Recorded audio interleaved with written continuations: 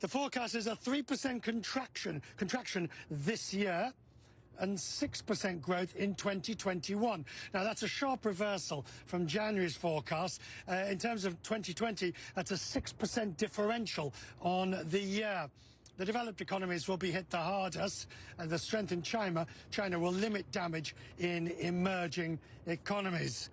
Gita's with me now, the IMF's chief economist. I listened to your press conference and your statement very closely, Gita.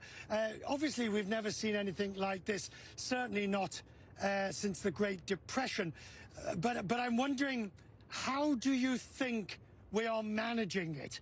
I mean, the numbers tell their own story. How do you think policymakers are responding to it? I mean, policymakers are responding aggressively and swiftly. I mean, if you compare this to the global financial crisis, I think lessons have been learned, and they're responding much faster and at a much bigger scale.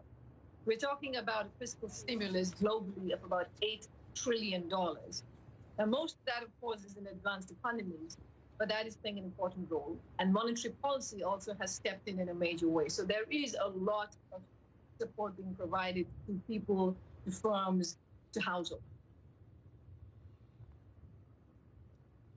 What are you not seeing being done when all that money is being spent, monetary and fiscal?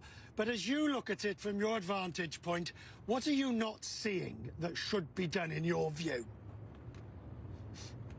I think there are a few things. So first, we have to keep in mind that while advanced economies that issue reserve currencies are able to borrow very cheaply and therefore finance very large amounts of bills, that's not the case for developing countries, for whom borrowing costs are going up.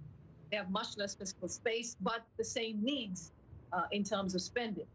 So that's going to require concessional financing from the international community. It's going to call for aid so that some countries can do the spending that they need, and it's going to call for debt service relief for poor countries.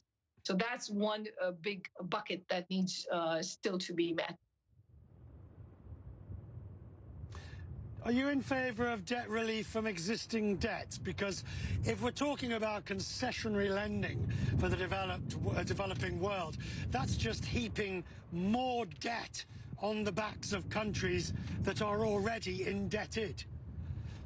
Excuse me. Richard, the question here is what would it look like if you did not do this kind of spending? So if countries were not able to spend on their health systems in terms of, their medical professionals, in terms of medical equipment, then this pandemic is going to continue for much longer than any of us would like to see. Secondly, we want these countries to be able to meet the needs of their people and their firms to ensure that they have livelihoods. So if this spending is not incurred, you can actually see a scenario where their debt situation is even worse, because even if they have not borrowed more, a collapse in economic activity will just make it that much harder for them to repay.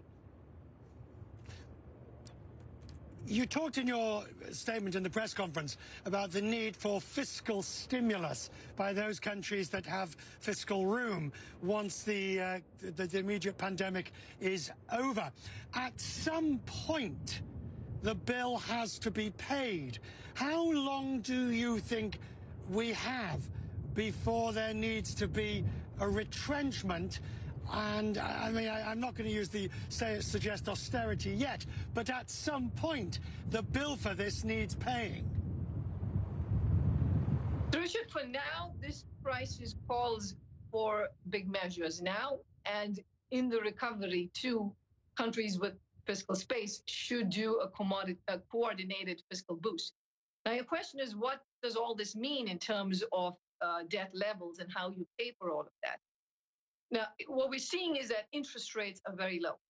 And as long as interest rates stay low for the next several years, which is what is projected at this point, that combined with the fact that we are projecting a recovery in 2021 for many of these economies implies that debt levels should stabilize relatively quickly and start coming down.